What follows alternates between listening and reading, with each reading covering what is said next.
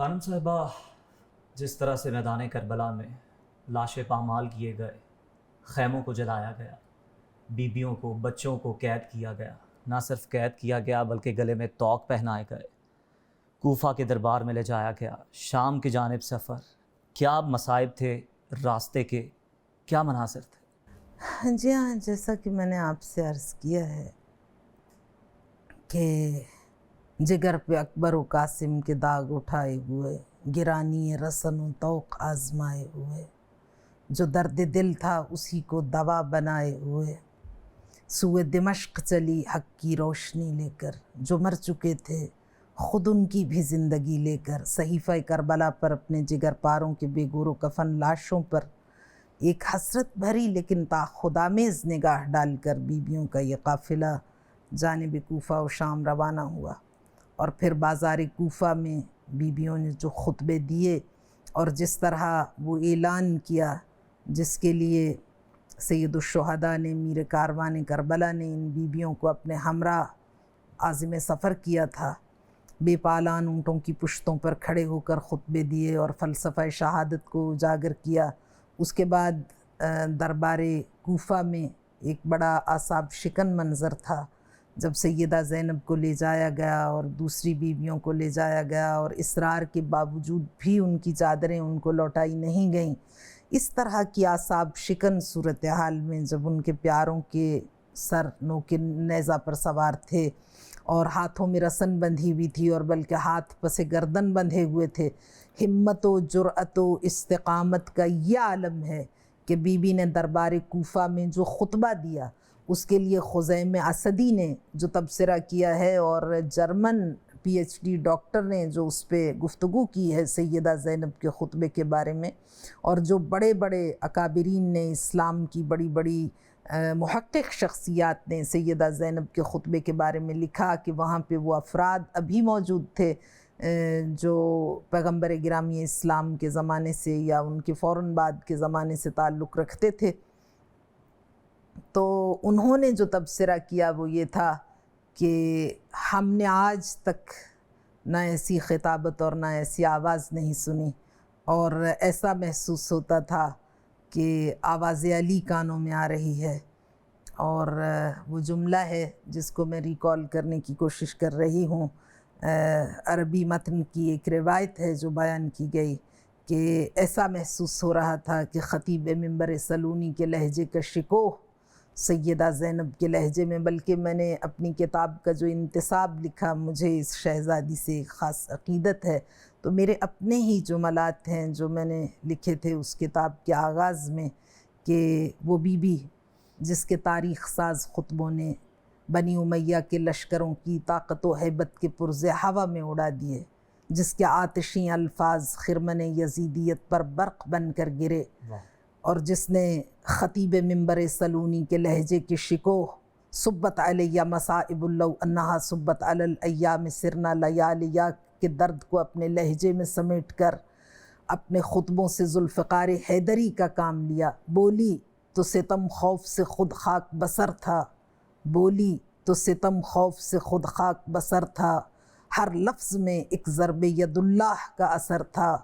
زینب کے وہ خطبات وہ آیات کا طوفاں، زینب کے وہ خطبات وہ آیات کا طوفاں، جذبوں کا تلاطم وہ تہے تابش ایماں، جذبوں کا تلاطم وہ تہے تابش ایماں، ہر حرف کے ادراک میں کھلتا ہوا قرآن، یک جنبش لب صورت برق سر فاراں، جل بجھ گیا باطل کے دھواں تک نہیں ملتا، جل بجھ گیا باطل کے دھواں تک نہیں ملتا، اب بیعت فاسق کا نشان تک نہیں ملتا۔ کوفہ سے یہ قافلہ جب شام میں پہنچا تو جس طرح کے چونکہ دشمن نفسیاتی حربے استعمال کرتا ہے، صرف جسمانی تشدد نہیں، صرف بھوک اور پیاس کی تکالیف کا سامنا نہیں، صرف اپنے پیاروں کے داغ جو قلب و ذہن اور جگر کو زخمی کیے ہوئے ہیں، صرف وہ نہیں، بہت سے حالات اور بہت سے مشکلات کا سامنا ہے۔ جب دروازہ شام پر پہنچے تو 3 روز تک اس قافلے کو اس دروازے پہ ٹھہرایا گیا، اور اسی حالت میں کہ 18 بیویوں کی گردن ایک رسی میں جکڑی ہوئی ہے، اور ہر سن و سال کی بیوی کی گردن اسی رسی میں جکڑ دی گئی ہے۔ جبکہ ہر ایک کا قد الگ ہے، ہر ایک کی عمر الگ ہے۔ 3 روز تک انہیں دروازہ شام پہ ٹھہرایا گیا، اور اس کے بعد بدمعاشوں میں، شرابیوں میں جس طرح بازار سجایا گیا اور بیویوں کو لایا گیا، اور پھر چلتے چلتے وہاں پہ ایک دروازہ ہے باب الساعات، جب آپ دمشق جائیں تو وہاں پہ دروازہ ہے، ان سے پوچھا جائے کہ اس کی ہسٹری کیا ہے، اس کی تفصیل کیا ہے، تو وہ یہ کہتے ہیں کہ جب اہل بیت کا قافلہ یہاں پر لایا گیا تو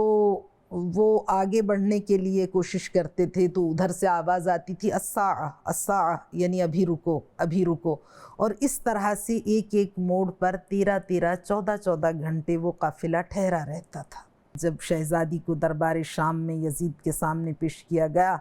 تو یزید شراب کے نشے میں مست تھا، اور تشت میں سامنے سر حسین، کٹا ہوا سر حسین رکھا ہوا تھا، اور اس کے ہاتھ میں چھڑی تھی،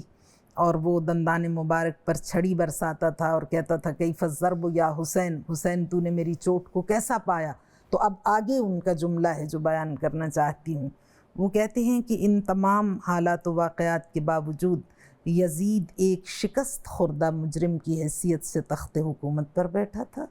اور سیدہ زینب ایک فاتح کی حیثیت سے رسیوں میں جکڑی ہوئی اس کے سامنے کھڑی تھی۔ اور اسی لیے جب یزید نے شراب کے نشے میں مست ہو کے کہا لعبت بنو ہاشم بالملک فلا ملک جاء ولا وحی نزل،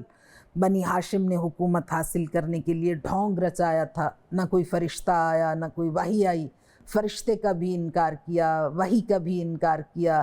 اور اسلام کے مقدسات کا انکار کیا۔ تو سیدہ زینب نے اس وقت زنجیروں میں، رسیوں میں جکڑے ہوئے بی بی نے پوری طاقت اور جرأت کے ساتھ افضل الجہاد کلمۃ حق عند سلطان جائر، سب سے بڑا جہاد جابر بادشاہ کے سامنے کلمہ حق کہنا ہے، تو سیدہ زینب نے اس وقت اپنا وہ تاریخی خطبہ دیا کہ یا یزید کد کیدک وسع سعیک، اے یزید تو اپنی ساری طاقت و قوت کو تصرف میں لیا، لیکن نہ تو وحی الہی کے تذکروں کو خاموش کر سکتا ہے، اور نہ ہم آل محمد کی یاد کو دلوں سے محو کر سکتا ہے۔ اور پھر بی بی نے ایسا خطبہ دیا کہ تاریخ نویسوں نے یونینمسلی اس کو لکھا ہے کہ سیدہ زینب کی جب آواز بلند ہوئی تو اتنی ہیبت اور جلالت تھی اس آواز میں کہ جانوروں کے گلے میں اس زمانے میں گھنٹیاں بندھی ہوئی ہوتی تھیں، تو جس وقت بی بی بولنے لگیں تو بی بی نے فرمایا اسکتو، خاموش ہو جاؤ، تو وہ گھنٹیوں کی آواز بھی بند ہو گئی، ایسا سکوت اور ایسا سناٹا چھایا، اور ایسی ہیبت تھی زینب کبریٰ کے لہجے میں کہ لکھنے والوں نے یہ لکھا کہ ایسا محسوس ہو رہا تھا کہ آواز علی پھر سے سماعتوں سے ٹکرا رہی ہے۔ تو یہ جرأت و بہادری سیدہ زینب کی، اور پھر بی بی نے وہ جو شام میں خطبہ دیا اسی نے قصر شام کی بنیادوں کو متزلزل کر دیا۔ یوں بھجا کر رکھ دیے آہوں نے دولت کے دیے، یوں بھجا کر رکھ دیے آہوں نے دولت کے دیے، آنسوؤں میں بہہ گئے طبل و علم کے دبدبے، بیڑیوں کی گونج سے ایوان تھرانے لگے، ایک بی بی کی خطابت نے وہ ڈالے زلزلے، ایک بی بی کی خطابت نے وہ ڈالے زلزلے، صرف ایک تنویر نے ظلمت کی خندق پاٹ دی، صرف ایک تنویر نے ظلمت کی خندق پاٹ دی، پنکھڑی کی دھار نے لوہے کی گردن کاٹ دی، پنکھڑی کی دھار نے لوہے کی گردن کاٹ دی۔ یہ شام شام غریباں ہے، لٹتا ہے خانہ خاتون جنا، دیکھ تو لو، لٹتا ہے خانہ خاتون جنا، دیکھ تو لو، ان سلگتے ہوئے خیموں کا دھواں، دیکھ تو لو، پائے عابد میں ہے زنجیر گراں، دیکھ تو لو، پشت خواہر پہ یہ دروں کے نشاں، دیکھ تو لو، ہوتی ہے شام غریبان وطن جنگل میں، ہوتی ہے شام غریبان وطن جنگل میں، اٹھو بھیا کہ اکیلی ہے بہن جنگل میں، کٹ گئے نخل گلستان علی تم نہ اٹھے، کٹ گئے نخل گلستان علی تم نہ اٹھے، لٹی سرکار رسول عربی تم نہ اٹھے، جل گیا خیمہ فرزند نبی تم نہ اٹھے، میرے عباس میرے شیر جری تم نہ اٹھے، میرے عباس میرے شیر جری تم نہ اٹھے، کیسے ہوا ہائے یہ ظلم گوارا تم کو، ہر تماچے پہ سکینہ نے پکارا تم کو، ہر تماچے پہ سکینہ نے پکارا تم کو. خانم صاحبہ، آپ نے شام غریبہ کو بیان کیا. یہ بتائیے گا، واقعہ کربلا کو ہر سال یاد کرنا کتنا ضروری ہے؟ شہدائے کربلا کا تذکرہ، یہ گریہ و بکا، یہ عزاداری انسان کے اندر جذبہ انسانیت کو زندہ رکھنے کے لیے ہے. ظلم و جبر و استبداد کے سامنے ڈٹ جاؤ، وسائل کی کمی کو خاطر میں نہ لاؤ،